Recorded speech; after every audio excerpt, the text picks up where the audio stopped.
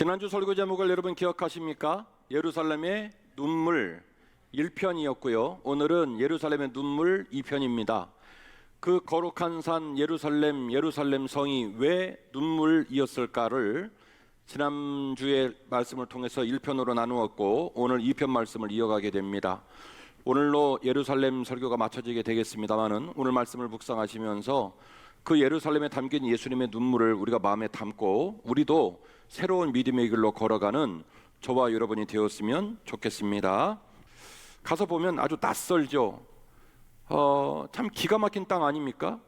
올드시티를 쿼터로 나눠가지고 맨 오른쪽은 이슬람 사람들, 그 왼쪽 4분의 1쪽 아주 좁은 면적을 겨우겨우 유대인들이 차지하고 있고, 예루살렘 성벽의 4분의 1도 안 되는 공간에다가 기도문을 꽂고 거기 들어가서 계속 셔클링을 하면서 기도를 하는 거예요. 죄송하다고. 총을 쏴서라도 저 돔들을 불질러버리고 다시 성전을 세워야 되는데 우리가 못 그러고 있어서 미안하다고 셔클링을 하고 있는 거예요. 그리고 맞은편에는 지난주 말씀을 드렸던 것처럼 황금돔, 엘 악사 모스크, 이슬람 모스크 두 개가 떡 버티고 앉았고, 뭐 이런 모습으로 예루살렘이 진행이 된단 말이에요. 시편 35편 10절 이하의 말씀에 이런 말씀이 나옵니다. 내 모든 뼈가 하나님을 찬양합니다. 셔클링을 하는 또 다른 성경적 근거는 시편 35편 10절 이하의 본문을 가지고 얘기를 해요. 내 모든 뼈가 하나님을 찬양합니다. 뭐 하면서요? 셔클링을 하면서. 지금 여러분 표정 보니까 별로 안 좋아요. 근데 저도 안 좋아요. 과연 셔클링을 하는 행위가 그들이 하나님을 이해하고 하나님과 가까워질 수 있다고 믿어서 하는 그 행위가 과연 그들의 신앙을 유익하게 할까? 저는 그 생각을 많이 했어요. 1920년도에 중국 가정교회들에서 일어나고 있는 또 다른 운동이 하나 있습니다. 그게 뭐냐면 백투 예루살렘이에요. 중국은 서쪽으로 육로로 동진을 하면 예루살렘을 갈 수 있습니다. 땅끝까지 이르러 주의 복음을 증거하라. 한 바퀴를 돌고 다시 이스라엘로 들어가서 예루살렘 성에 있는 이슬람들을 몰아내고 성전을 다시 세우면 그곳이 땅끝이라 믿어서 백투 예루살렘을 말하기도 합니다. 저는 그것도 동의하지 않습니다. 제가 담임 목사로 있는 한 우리 교회 강대상에서 백투 예루살렘을 말하는 일은 없을 거예요. 그 이유는 오늘 말씀을 쭉 듣고 동행하시다 보면 담임 목사가 왜 그런 말을 하는지 아실 수가 있을 거예요.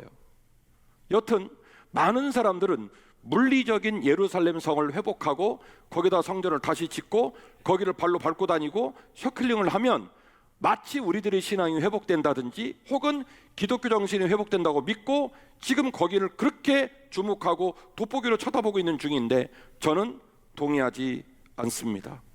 그래서 오늘 여러분에게 예루살렘과 예루살렘의 성전의 더 깊은 의미를 함께 나누려고 하는 것이죠. 첫 번째는 성전산과 비아돌로 사이에서 믿음의 길을 새롭게 발견해야 할 줄로 믿습니다. 자, 지난주 예루살렘 눈물 1편에서 저는 여러분에게 마가복음 13장 1절에서 5절 이하의 본문을 소개했습니다. 어떤 광경이죠? 예수님이 제자들하고 감난산 쪽으로, 감난산이 동쪽에 있어요. 예루살렘 성전도 동쪽을 향하고 있고 맨 앞에 있는 황금문이 감람산과 마주보고 있는 그런 모습으로 되어 있는데, 주님께서 동쪽으로 감람산 쪽으로 나가시면서 제자들이 뒤를 돌아보며 한 얘기예요. 주님, 저 아름답고 견고한 성 예루살렘이 어떻게 될 것 같습니까? 라고 얘기한 거죠. 왜 그렇습니까? 모든 유대인들에게 예루살렘 성은요, 종교적인 상징물이에요. 그 예루살렘 성이 잘 지켜지면 본인들이 복을 받고 본인들이 신앙생활을 잘하고 있다고 믿는 그런 장소예요. 그래서 등을 돌려 말하기를, 주님, 저 예루살렘이 어떻게 될 것 같습니까? 라고 물어보는 거예요. 주님이 같이 돌아보면서 말씀하십니다. 너들 눈에 보이는 저 아름다운 헤롯 성전, 너들 눈에 보이는 저 견고한 바위로 세운 예루살렘 성, 돌 위에 돌 하나 남지 않을 것인데 너희들이 왜 그곳에 마음을 두고 있느냐? 이게 바로 지난주 본문이었습니다. 오늘 본문은 누가복음 19장 41절 이하의 본문인데요, 오늘 본문은 또 반대로 되어 있습니다. 감람산에서 예수님께서 예루살렘 성으로 입성을 하는 장면입니다. 예루살렘 성으로 입성을 하자 잘 아시는 바와 같이 예루살렘에 있는 모든 민족이 나와서 종려나무 가지를 흔들고 겉옷을 벗어서 땅에 깔고, 그리고 호산나 다윗의 자손이여 연호를 하며 잔치 분위기가 됐습니다. 이 잔치 분위기로 예루살렘 성으로 입성을 하시던 예수님이 하신 행동인데요, 41절입니다. 띄워주십시오. 가까이 오사. 어디서 가까이 와요? 감람산에서 예루살렘 성으로. 집에 가서 읽어보시면 그 앞쪽에 본문이 나옵니다. 감람산에서 동쪽에서 서쪽을 향하여 예루살렘 성으로 가시다가 막 들어가실 그 초입에서 가까이 오사 성을 보시고 어떻게 하셨다고요? 우셨다. 이르시되 너도 오늘 평화에 관한 일을 알았더라면 좋을 뻔하였거니와. 인격화시키죠. 어디를요? 예루살렘 성을. 평화에 관하여 네가 그 의미를 알았으면 좋았겠거니와 지금 내 눈에는 숨겨져 있도다. 진정한 평화가 뭔지를 몰라요?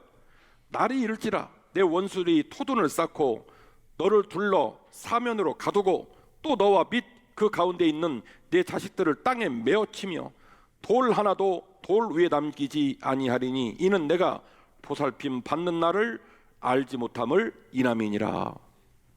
아멘. 지난주 본문과 오늘 본문은 같은 내용인데 장면이 다릅니다. 이 말은 같은 사건을 다르게 표현했을 수 있고 두 번이나 이 말을 했을 수도 있는 가능성이 남아 있습니다. 중요한 건 예수님께서 예루살렘 성을 말할 때 너희들이 보는 예루살렘 성의 그 육중한 성의 규모, 그리고 단단한 돌의 재질, 그리고 그곳에 모여진 수많은 사람이 그곳에서 복을 받을 수 있고 그곳에서 인생의 가치를 찾을 수 있다고 말하는 그 모든 것에 평화가 담겨 있지 않다. 너희들이 잘못된 관심을 가지고 있다는 것을 주님께서 일깨우고 있더라는 것이죠. 여러분 잘 아시는 바와 같이 지난주 말씀을 드렸던 것처럼 AD 70년 로마의 제10대 황제가 될 티투스 황제가 오늘 본문의 주님 말씀처럼 정확하게 예루살렘을 완벽하게 포위를 시키고 그 안에 있는 민족들을 아사시켜가면서 결국 예루살렘 서명을 완벽하게 멸망을 시키게 됩니다. 이때 죽였던 인원이 110만 명, 포로가 9만 8천 명, 합치면 사상자만 무려 120만 명이 죽었습니다.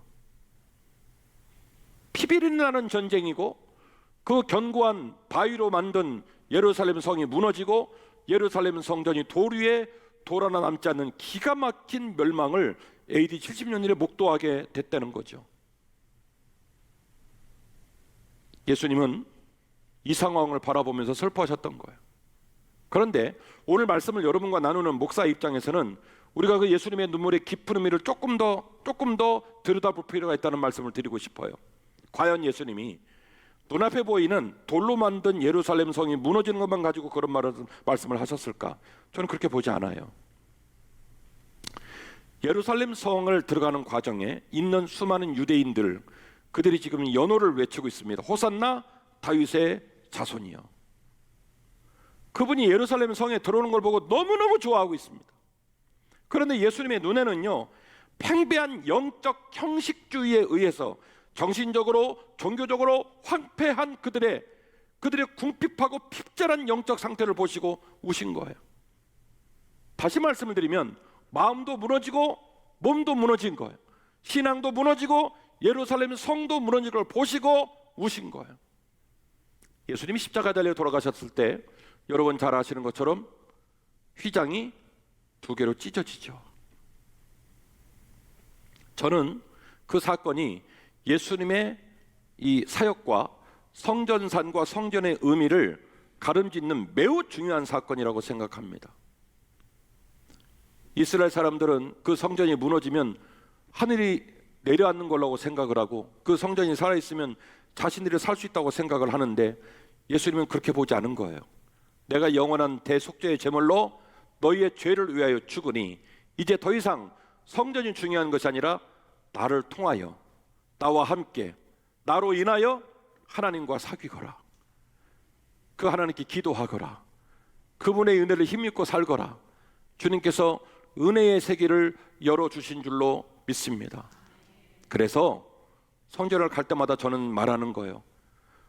잊지도 않는 성전을 보러 가는 것이 아니라 성전을 갈 때마다 그 성전을 바라보시고 그 성전을 걸으신 누구의 길을 발견해야 되냐면 예수님의 길을 발견해야 된다라고 하는 것이죠. 그러므로 비아돌로사에 주님의 눈물을 영광으로 채우는 주님의 핏부림이 있음을 기억하셔야 될 줄로 믿습니다. 지금의 성묘 교회에 가셔서 실제로 예수님이 골고다 언덕에 처형을 당하시게 됩니다. 제10처소는 예수님의 옷을 벗기신 장소고, 11처소는 예수님이 못 박히신 장소고, 12처소는 예수님이 십자가 달려 돌아가신 장소이고, 13처소는 돌아가신 바로 밑이죠. 그 밑에가 예수님의 시신, 창에 찔려서 마지막 피를 쏟고 예수님의 시신을 내려가지고 뉘어서 세마포로 감싼 곳, 그래서 예수님의 시신이 누워있다라는 것을 기념하는 13처소가 있고, 그리고 13처소에서 조금 안으로 들어가면 아리마다 요셉이 내주었던 돌무덤, 예수님의 돌무덤을 재현시킨 돌무덤이 그 안에 있어요. 그래서 성묘 교회 안에 예수님의 무덤이라는 이름으로 만들어진 성묘 교회 안에 5가지의 비아돌로사 포인트가 있는데, 그리고 그 안에 이슬람 사람들은 무함마드가 그 성전산에서 말 타고 승천을 했다는 거예요. 그래서 거기가 3번째 성지예요. 그래서 지금의 성전 안에서는 그 사람들은 그 사람대로 무함마드 때문에 난리를 치고 있고, 통곡예배에서는 유대인들의 난리를 치고 있고, 비아돌로사에서는 기독교인들의 난리를 치고 있고. 저는 죄송합니다마는 예루살렘을 가서 느꼈던 그 느낌이 뭐냐면, 어떤 성별된 거룩함을 느끼기보다는 너무너무 복잡하고 혼란한 느낌을 받았어요. 수많은 사람들은 성지 순례자들에게 장신구를 파는 장사하느라 정신이 없고, 거기에 아르메니아인들, 기독교인들, 유대인들, 이슬람인들 다 섞여가지고 각자의 자기의 종교와 신념을 가지고 엉켜져가지고 막 돌아가고 있는 거예요. 그래서 우리가 막연하게 말씀을 드리며 생각했던 예루살렘 모습, 예수님이 2발로 걸어다니며 활동하셨던 그때의 예루살렘 모습은 온데간데 없습니다. 예수님이 오셨던 예수님 시절에도 예루살렘은 예수님의 눈물이셨지만, 제가 볼 때는 지금도 예수님의 눈물입니다. 많은 사람이 교회를 걱정합니다. 저는 그 걱정이 온당한 걱정이라고 생각해요.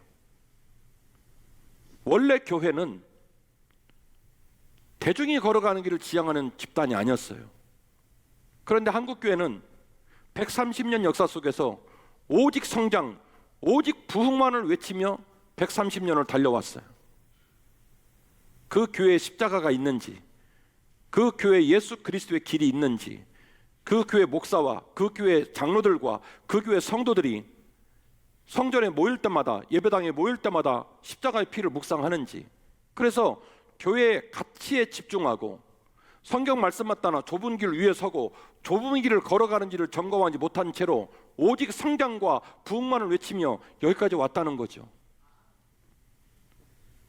건물이 덩그러게 남아져 있고, 지금도 우리는 그 관성에 의하여 주일날 모일 때마다 무언가를 하고 있습니다.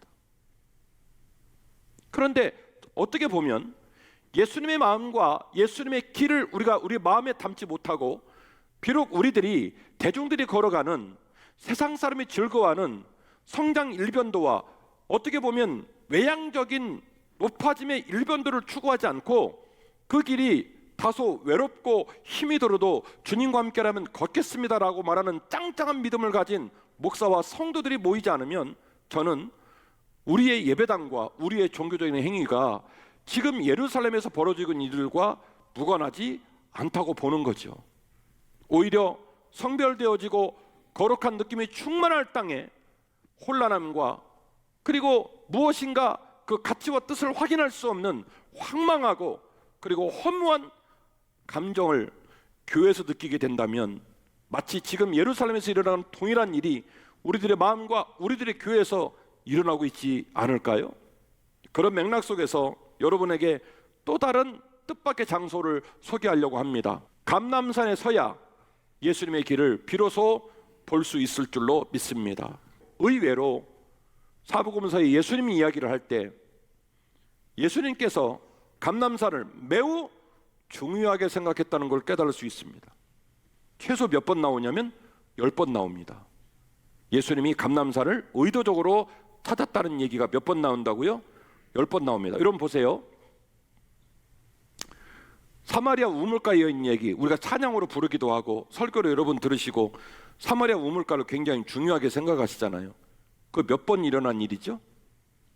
몇 번이요? 단 한 번. 그런데 감남산 이야기는 몇 번 나오냐면 최소 10번 나옵니다. 그 중에 하나를 소개하겠습니다. 누가복음 22장 39절입니다. 같이 읽으실까요? 예수께서 나가사, 그럼 어디서 나갔겠어요? 어디서 나가요? 많은 사람이 그렇게 중요하다고 생각하는, 거기만 있어야 된다고 생각하는 어디로부터? 예루살렘 성으로부터 동쪽으로 나가사, 뭐라고요? 습관을 따라 감람산에 가시니까 제자들도 어쩔 수 없이 따라갔다, 이렇게 얘기합니다. 제가 어쩔 수 없이란 말을 추가했어요. 제자들은 감람산 갈 마음이 아마도 없었을 거예요. 왜냐하면 제자나 모든 유대인의 관심사는 어디에 있냐면 예루살렘에 있어요. 예루살렘에 어디에 있냐면 성전에 있어요. 어쨌든 거기에만 가 있으면 뭐가 된다는 거예요. 찬양대를 하면 되는 거고 챔버를 하면 되는 거고 와서 예배 드리면 나는 할 거 한 거예요. 근데 예수님은 놀랍게도 그런 제자들을 끌고 다시 어디로 가자고 자꾸 얘기하냐면 감람산 가자는 거예요. 그리고 예수님이 얼마나 감람산을 좋아하셨냐면 오늘 보면 이런 표현을 씁니다. 그 감람산을 어떻게 갔다고요? 습관을 따라갔다는 거예요. 이 말은 무슨 얘기냐? 틈만 나면, 기회가 되면 예수님은 어디를 가셨냐면 감람산을 갔어요. 감람산에 뭐가 있냐? 아무것도 없어요. 아무것도 없어요. 그냥 야산이에요. 진짜로 아무것도 없어요. 지금이야 교회가 4개 있지만 예수님 시절에는 진짜 말 그대로 야산이에요. 그런데 특징은 하나 있습니다. 이따 사진을 보여드리겠지만 감람산에서 딱 서쪽을 보면요, 기드론 골짜기가 있고 감람산하고 기드론 골짜기의 길이가 한 600m밖에 안 돼요. 눈으로 보면 손으로 잡힐 것 같이 예루살렘 성과 예루살렘 성전이 코앞에 보여요. 그러니까 감람산은요, 예루살렘을 전체적으로 관망할 수 있는 가장 좋은 장소예요. 그러니까 감람산은 예루살렘 성이 아니면서 예루살렘 성전이 아니면서 예루살렘과 예루살렘 성전을 가장 자세히 들여다볼 수 있는 아이러니한 장소예요. 지역으로는 예루살렘이 아니고 지역으로는 예루살렘 성전이 아니지만 감람산에 앉아서 눈을 들어보면, 고개만 들어서 보면 예루살렘 성과 예루살렘 성전을 깊이 묵상할 수 있는 아주 특별한 장소예요. 그 장소를 주님이 어떻게 가셨다고요? 습관을 따라 가셨다는 거예요. 그곳에 이르러 그들에게 말합니다. 유혹에 빠지지 않도록 기도하라. 그들이 떠나 돌 던질 만큼 떨어져 무릎을 꿇고 기도하여 이르되 아버지여, 만일 아버지의 뜻이거든 이 잔을 내게서 옮기시옵소서. 그러나 내 원대로 마시옵고 아버지 원대로 되기를 원합니다. 이 상황이 벌어지자 천사가 하늘에서 내려와서 예수님께 힘을 더하셨고 예수님께서 힘쓰고 애써 더욱 간절히 기도하시니 땀이 땅에 떨어지는 빗방울같이 보였더라, 그렇게 얘기를 합니다. 아주 뜻깊은 광경인데 이 뜻깊은 광경이 성전산 안에서 이루어지지 않았어요. 여러분 잘 생각하세요. 성전산 안에 기도할 곳이 많아요, 많아요? 많죠. 얼마나 크기로 했습니까? 축구장 14개. 네. 근데 굳이 예수님이 왜 감람산에 오셨을까? 적어도 이런 어마어마한 기도를 해야 한다고 한다면 그 의미가 성전산 안에, 성전이 있는 곳에서 해야 뭔가 매치가 되지 않을까요? 근데 예수님은 이 엄청난 기도를 어디서 했냐면 감람산에서 하셨어요. 여러분 잘 보세요. 감람산은요, 예수님이 즐겨 찾으시는 기도처예요. 감람산은요, 예수님이 가장 중요한 가르침, 제자들이 잊지 말아야 될 가장 중요한 것을 가르칠 때 쓰셨던 교육의 장이고요, 감람산은요, 예수님께서 승천하신 장소이기도 해요. 그러니까 예수님을 묵상하지 않는다면 예루살렘을 간 사람에게 가장 중요한 장소는 예루살렘 성이요, 예루살렘 성전이 있었던 성전터, 성전산이겠지만 예수님을 마음에 품고 예수님 때문에 예루살렘을 간다면 저는 생각해요. 예루살렘도 중요하지만 예루살렘보다 더 중요한 것이 감람산이 아닐까, 이 생각을 해보게 되는 것입니다. 감람산에서 예루살렘 성전을 보면요, 손에 잡힐 듯 성전이 보여요. 예루살렘 성이 보여요. 예수님께서는 솔로몬 성전, 수르바벨 성전, 헤롯 성전까지 이어오는 기간 동안에 하나님을 사랑했던 그 백성들을 살리려고 오셨어요. 근데 막상 예수님이 예루살렘을 들어가시니까 그들은 예수님에 대한 그 관심사를 전혀 알지 못하는 거예요. 종려나무 가지를 흔들고 옷을 길에 깔아놓고 호산나 다윗의 자손이여 어서 오시옵소서 그러는데 예수님 마음, 예수님의 길에는 관심이 없어요. 근데 예수님은 그런 방식으로 예루살렘을 회복하려고 한 게 아니거든요. 그래서 예수님은 항상 어디에 서셨냐면 감람산에 서서 제가 여러분에게 사진을 찍은 것처럼 즐겨 항상 어디를 바라보셨냐면 예루살렘 성전과 예루살렘 성을 바라보시면서 많이 우셨던 장소입니다. 그래서 지금 가보시면 감람산 맨 밑바닥에는 만국교회라고 해서 내 집은 만민이 기도하는 집이다 말씀하신 그걸 기념하여 예수님 기도하신 기도터도 있고 만국의 국기가 걸려있는 만국교회가 있고 그 위로 올라가면 예수님이 항상 예루살렘 바라보시면서 우셨다고 말씀드렸잖아요. 예수님 눈물교회가 있고 또 그 위로 올라가면 주기도문교회가 있고 그 위로 올라가면 예수님이 승천하신 걸 기념하는 승천교회, 무료교회가 몇 개나 있어요? 감람산에 4개나 있다는 말이에요. 이건 저의 주장이고 제 개인적인 견해입니다. 그걸 감안하고 들으세요. 아마 저는 그렇게 생각을 해봤습니다. 예루살렘을 연구하고 와서 내린 결론은 예수님께서 예루살렘의 시대가 끝나고 예수님 시대와 예수님의 세기를 열어가시는 교차 지점을 감람산으로 여기지는 않았을까, 저는 그렇게 생각을 했어요. 왜요? 수많은 유대인들은 예루살렘 시대는 끝난다 안 끝난다? 절대로 안 끝난다. 근데 예수님 말씀하셨죠? 아니, 돌 위에 돌 하나 남지 않고 예루살렘 시대는 끝날 거야. 그리고 내가 너희들 앞에 십자가 달려 죽을 때 그 예루살렘 성전의 휘장이 갈라질 거야. 대제사장을 통과하지 않고도 너희들이 만민 제사장이 되어 마음껏 기도하고 내 하나님과 소통할 수 있는 날이 올 거야. 그래서 예수님은 십자가를 통해서 예루살렘을 뛰어넘고 성전을 뛰어넘고 예수님의 길을 새로 여신 거죠. 그 예수님의 길을 열어가는 새로운 교차 지점을 감람산으로 여기지 않았는가, 저는 그렇게 해석을 하고 돌아왔습니다. 말씀의 결론을 내리겠습니다. 예루살렘은 오직 예수님의 피로 완성이 됩니다. 아멘이십니까? 예루살렘은 예수님의 피로 완성이 되는 거예요. 단단한 돌, 위용 있는 건물로 예루살렘을 드러내는 게 아니라 그 모든 위용은 AD 70년에 다 끝났어요. 그리고 그 이후로도 그 성전의 기단부조차도 우리는 볼 수가 없이 진짜로 지금까지 2000년 동안 폐허 상태로 남아져 있습니다. 그래서 저는 생각해요. 예루살렘은 오직 우리가 비행기를 타고 13시간 날아가서 굳이 그 땅을 밟아야 한다면 어디서 의미를 찾아야 되냐면 예루살렘은 예수님의 피로서 오직 완성이 된다는 거예요. 그리고 감람산은 제렘의 약속으로 우리의 믿음을 일깨우는 줄로 믿습니다. 성전을 순례하면서 우리가 발견해야 될 것은 예루살렘 유적이 아니라 예수님의 마음이에요. 성전을 발로 밟으면서 깨달아야 될 것은 그 장황스러운 상인들과 수많은 타국 사람들을 보는 즐거움이 아니라 뭘 봐야 되냐면 예수님의 마음을 봐야 돼요. 예루살렘을 온전히 해석하고 신앙으로 풀어낼 수 있는 의외의 장소는 뜻밖에도 예루살렘을 바라보고 있는 감람산에 있다고 저는 생각을 합니다. 우리의 일상의 삶 속에 찾아오시는 주님을 마음에 간직하십시다. 깨어 기도하라 말씀하신 감람산의 예수님의 가르침을 기억해 주십시오.